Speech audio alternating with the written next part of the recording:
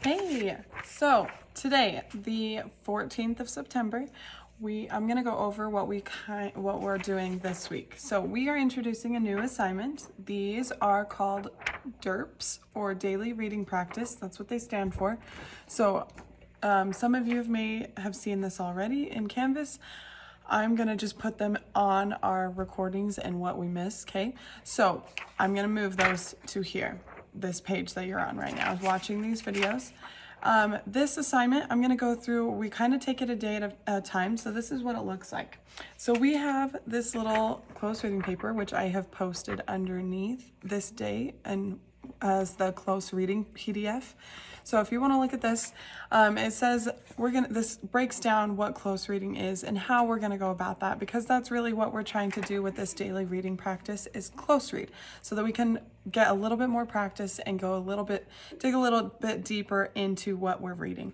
So the first day, that first read, what we're doing on here is we're just looking at the surface level stuff. We're just gonna look at and figure out who's the speaker, who the book or who the reading is talking about, what's going on, what's happening. Those types of things are what we're looking at on the first read. And that is what we do on Mondays. So Mondays with our DERPs, we read it together, we go over the first couple questions, and then we'll do the rest as the week goes on. So that first read, we're just looking at basic level stuff. The second read, which will be our Tuesdays. Tuesdays, we're gonna look at what the text structure is, how things are formatted, and how that format affects the text, whatever we're reading, because that structure, it does make a difference in what we're reading. And we're gonna look at like definitions, what words mean, and just dig a little bit deeper and understand that a little bit more. So that's what we're doing on Tuesdays, is answering the rest of the questions that ask questions about structure and definitions, and that are going to help make you think a little bit more about what the text is about. And then on Thursdays, that's where we're going to do our summaries. So our summaries is putting everything together, coming to a conclusion and seeing what this is about and getting you guys practiced in that. So on Thursdays, we write a summary about our DERP, the thing that we read, and you're just gonna tell us what you read, summarizing in your own words what you read. So for that, today, Monday, we went through the first 8 questions, and I'll go through them with you here in a second, but those first 8 questions. The next thing, I passed out this little green packet thing, and this is also posted. It's called the cheat sheet, right underneath the close reading document. This thing basically is going to help you answer a lot of those questions on that DERP. So it's the first question on the DERP is, what's the subject of the selection? Here, it gives you things to look for to figure out what the subject is, and the author's purpose. There's some options of what the author's purpose is on this paper. So you can go and look at this just to give you some ideas of how to go through this, these DERPs, okay? So these, if you do not have a copy of this, if you weren't here when you got it, you can talk to me when you come back and you can pick this up, or it is again listed in the Canvas page right underneath this video, and it's called the cheat sheet PDF. So look for that. And then, so Monday, we went through the first 8 questions. I'm gonna go over all of the questions. I'll go over the summary again on Thursday, but I'm gonna go over all of the questions today. That is for today and tomorrow. So if you were here on Monday and you missed Tuesday and you need to get the last half of the questions, you can fast forward in the video just until you get to that point. But I'm going to go through all the questions really quick. So this first one, it says, well, first I'll read the poem, because this is a poem called Metaphors by Sylvia Plath. And it says, I'm a riddle in 9 syllables, an elephant, a ponderous house, a melon strolling on 2 tendrils, red fruit, ivory, fine timbers. This loaf's big with its yeasty rising. Money's new minted in this fat purse. I'm a means, a stage, a cow in calf. I've eaten a bag of green apples, boarded a train, there's no getting off. So that's the poem, and that's the reading that we are reading this week, okay? And the whole week, it's going to be the same thing. We're going to just keep going back to it and looking at it to dig a little bit deeper and figure out more of what it means. So the fun thing about this poem is it is also a riddle. So in class on Monday, we were getting closer, but on Tuesday, we were able to figure out the riddle. So the subject of the selection, if you look at the green cheat sheet, it says to look for the subject, you look at the first sentence, or sometimes you may look at the title to figure out what this is about. So if you look at the title, it says metaphors. So metaphors is probably one of the main things that we talk about here. Also, definition of a metaphor. Let me tell you that really quick. I also will put a PowerPoint slide that'll have the definition right now for you, so you can write that definition down because we wrote that in our journals in the figurative language tab. Figurative language, we wrote what metaphor means. So metaphor is basically when you're comparing two things without using like or as, because when you use like or as, it's a simile. So I gave the example in class that I have this friend who is so tall. He is 6'10". And so let's say like you were to go up to him and be like, oh my gosh, you are as tall as a tree. That would be a simile because you're using as. However, if you were to just go up and make that statement like you are a tree, that would be a metaphor because you're still comparing him to a tree, but you're not using like or as. And the difference between a metaphor and a simile is that metaphors have a little bit more meaning and more, force behind them, I guess I could say, because where if you were to just say, oh, you're like a tree, or you are a tree, that statement is a lot more powerful than a simile would be. So metaphors are a lot stronger, which is why we tend to use them for, depending on what we're doing, we use metaphors more for them, just if we want a stronger statement. So this whole poem, it is called Metaphors. So you can kind of assume that there are metaphors in here or that it's talking about metaphors. And if you look closely, each one of these lines are their own metaphors. Okay, so an elephant, a ponderous house, that's a metaphor. This loaf's big with its yeasty rising, it's a metaphor. So all of these lines are metaphors. So the subject of this poem, for number one, what we talked about was metaphors, and we said that it was metaphors. We also looked at the first line, and it says, I'm a riddle in 9 syllables. So we kind of talked about how it could also be like a riddle or solving a riddle, talking about a riddle. So those two things were two of the things that we kind of put down for number one. Number two, the author's purpose. Again, on this cheat sheet, there are some options right here of what the author's purpose is. Some of which are to entertain, to persuade, to inform, or explain, teach, or describe. These are all purposes that the authors have in writing something. And so it's up to us to figure out what their purpose is because it's going to help us later on in figuring that out. So two of these, when you look at those, so if you have that cheat sheet handy and you can look at that, take a look at it and see which ones you think fit the best. In class, after reading the definitions, we kind of decided that the author may want to entertain us with the imagery and stuff in the poem, and also describing something. So to describe is when the author gives you a mental picture. So they're giving you words that kind of create a picture in your head. So that's what they're doing with that one. So one of those two are probably the most accurate for number two. So that's what we did on number two. Number two and number three kind of go hand in hand where it's the author's purpose, but we also have a purpose for reading it. So make sure you guys are writing down what your purpose is here. So what are you trying to do with this? And down here, if you look underneath author's purpose, it says reader's purpose. And it just gives you a few examples like gain information, learn something, understand a difficult subject, something like that. So really this is kind of up to you, up to your own personal perspective on what you want to get out of this. So just take a second and write down your purpose in reading this poem. when you finish with that. Again, if at any point during the video you need to pause so that you can write your answers down and then you can play it again just to catch up, go for it. Take as long as you need to go through this. So pause, hit the pause button so you can get everything. The next one, number 4, the genre of this selection. So if you have your cheat sheet on the computer, it may look a little different, but in ours, we turned it into a little packet. And if you flip that front page, it has genre definitions, sorry. And there's a bunch of genres listed along with a definition that fits those. So in the future, this will help you figure out more so what those are if you need to compare what you're reading to what you think it might be. So that's where you're going to find those genre definitions and how to figure out what the genre is. In class, I kind of already mentioned it to you guys as well, but in class we talked about how this is a poem. So our genre would be poetry. So that is your answer for number 4, poetry.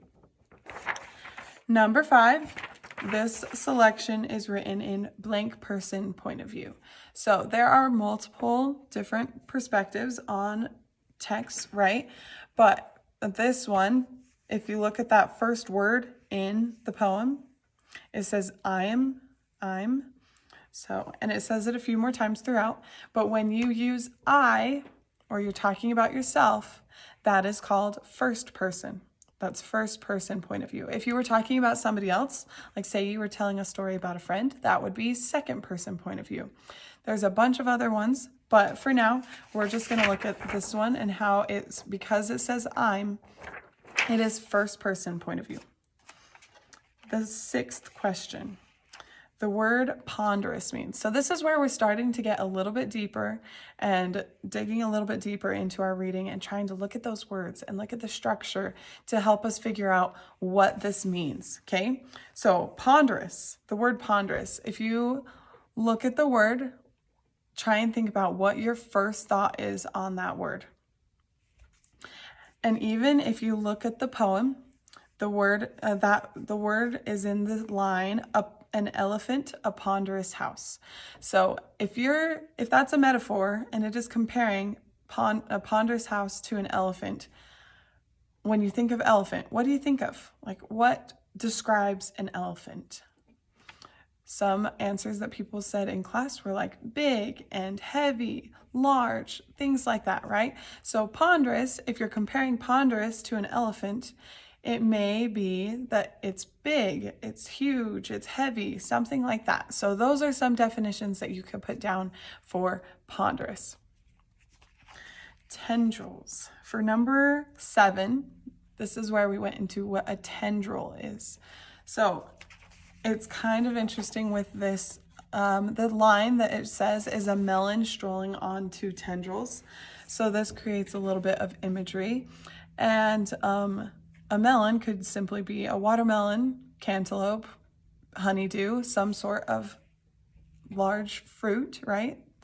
But also if it's in a garden, because these grow in a garden, and most of the time they grow on, well, they grow on vines, okay? So vines, they grow out of the ground and they just are long vines. I showed the class a picture. If you need to see what they look like, Google what tendril looks like and look for an image, because you'll see a little bit more of what it looks like. And basically tendrils, they're not quite vines, they're a little bit smaller and they spring out from those vines and they're kind of windy and twist around a little bit, but I suggest you go look that up for yourself because I promise a picture is going to do better justice than me trying to explain it.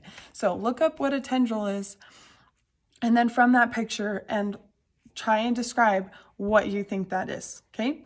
So that's what I think you should do. Go look up a picture of what a tendril is and describe what that is on your paper for number 7. So that is what a tendril is. Number 8, what happens when you eat a bag of apples? So most of the time, I'm sure many of you have heard the phrase, an apple a day keeps the doctor away, right? Well, let's say you had 1 apple. You're probably going to feel pretty good because, you're feeling healthy. That's good. But if you had an entire bag of apples, what would happen? And these are green apples, so they're a little bit sour. Sour is good for a little while until you have a ton of it. And then at that point, you may just get kind of sick. So what would happen if you ate a bag of green apples? That's what you're going to answer there. You'd probably get kind of feeling gross and sick and maybe even throw up just because there's so much going on in your stomach, right? So that's what we put for number 8. All right, so that's where we stopped on Monday, okay? We just went through those first 8 questions, and that's kind of what we'll do in weeks to come because we're going to continue doing these DERPs or daily reading practices, but it's going to be a different one every time. So this first one, those first few questions, that was Monday. So I'm going to go over Tuesday's questions just so that we keep it all together. But Tuesday's questions, for number 9, we looked at how many metaphors are in this selection. So this one's kind of a tricky question because there are 9 lines in the poem. But if you looked at it, you would say that there's probably 9 metaphors because there's 9 lines. But there is one little extra riddle or one little extra metaphor in there. So if you look at that, we had everybody look at it and try and figure out where they thought that extra one was. So if you want to do that and write that extra one down and what line that's on, awesome. That'd be great. But for number 9, how many metaphors are in this selection? There are 10. Okay. Number 10. How are the metaphors similar? So this one's kind of interesting, and this is kind of going to get us closer to figuring out what the riddle is. So number 10, how are they similar? So again, look at that first word. What does the first word say? I'm, right? So if you look down here, it says I'm again on like the 7th line, and on the 8th line, it says I've. So if you look at all of that, what can you get from that? Who is this about? So those, because it's saying I, and they're saying it throughout the whole poem, it's probably about the same person, right? And some people came to the conclusion that it could be about Sylvia Plath herself because she wrote it, right? But also, the metaphors, they're similar basically because they're all talking about the same person. Because if you're saying I constantly, then you're talking about yourself. So the poem is saying I constantly, so it's talking about one person. So basically what we put is it's all talking about the same thing. Same thing, okay? For number 11, this one's kind of fun. So which lines create imagery? And imagery is basically when you're reading something or you're watching something and it just creates this mental picture in your head. So it's so descriptive that you can form a picture in your head because of that. So there's 3 main lines that hold imagery, but like really a lot of the poem has imagery in it, but there's 3 main lines. And if you look at those, we're going to draw one of them later on for number 15, but one of those, if you start at a melon strolling on 2 tendrils, what does that look like? What do you think that looks like? A melon strolling on 2 tendrils. So on 15, if you look at that, you're going to draw that. That is what you're going to draw. So if you want to skip down to 15 and draw that, do it. That'd be great. But before you draw, I suggest you think about what a melon is. I kind of already said what that is earlier. And think of the word strolling and what that looks like. What strolling looks like, and you should have already looked up what a tendril is. So draw a picture that describes what that is. So that's going to be for 15. Now, again, on 11 with imagery. So we talked about a melon strolling on 2 tendrils and how that creates a picture in your head, right? And you're going to draw that picture. But another line of imagery would be red fruit, ivory, fine timbers. So what do you think of when you hear that? Red fruit, ivory, fine timbers. So personally, I hear red fruit and my immediate thought is apple. Like red apples, bright, big red apples, okay? And then the timbers, like I think of timber and wood, and that kind of just makes me think of and I compare that with that, and I just think of an apple tree, right? So that's my first thought with that line. So there's another one that creates imagery. This last one always makes me a little bit hungry as well, but this loaf's big with its yeasty rising. So what happens when you make a loaf of bread? You need to let the dough rise. So the dough starts out pretty small, you let it rise for a while, and then it just grows bigger and bigger and bigger. And that's what happens. And that's kind of what it makes me think of here. And then I just smell fresh baked bread, and I just, oh, it just is great. So that's what I get, that imagery in my head is bread growing and baking and all of that. So those three lines are probably the best lines with imagery in them, because they're going to paint a picture in your head. So for number 11, for number 11, which lines create imagery? I would definitely write those ones down. If you want to add a few more in there that you think are really good at imagery, throw those in there as well. That is fine. Okay, number 12 and 13, pretty quick and easy, but how many lines are in here? Just go through and count how many lines there are. So 1, 2, 3, 4, 5, 6, and so on and so on, okay? And then the syllables. This one's fun, and it kind of gives you the answer to this one in the first line. So how many syllables are in each line? If you look at the first line, it says, I'm a riddle in 9 syllables. So there might be the answer. So 12 and 13, also same answer. So 13, just kidding. 12 and 13, those are those ones. 14, this is where we're gonna figure out what it is, okay? So if you're looking at all of this information, I had everybody circle back to number 10 where it says, how are these all similar? And so we read that, oh, they're all talking about the same thing. Some of these, you don't really think that they go hand in hand, but they do. A lot of them, like, I'm an elephant, a ponderous house. So it's big because ponderous means big and heavy, right? And this loaf's big with its yeasty rising. It's growing and getting bigger, right? Constantly getting bigger.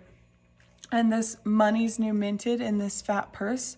So new money, something brand new inside the big overflowing purse. Like, it's a fat purse, it's huge, right? So it's new money, something brand new in a big purse. And then this last one is something that we talked about a lot, is a cow in calf. So a calf, if you know I don't know if you know what a calf is, but a calf is a baby cow. And most of the time when you hear a cow in calf, you're thinking, wow, a cow inside a baby calf? Well, switch those around. Switch those around and think about that for a second. I've eaten a bag of green apples. We talked about how that's probably going to make you kind of sick. So what is sick and is growing constantly and so big, and it's holding something brand new? That is, what is it? What can you think of that's going to be like that?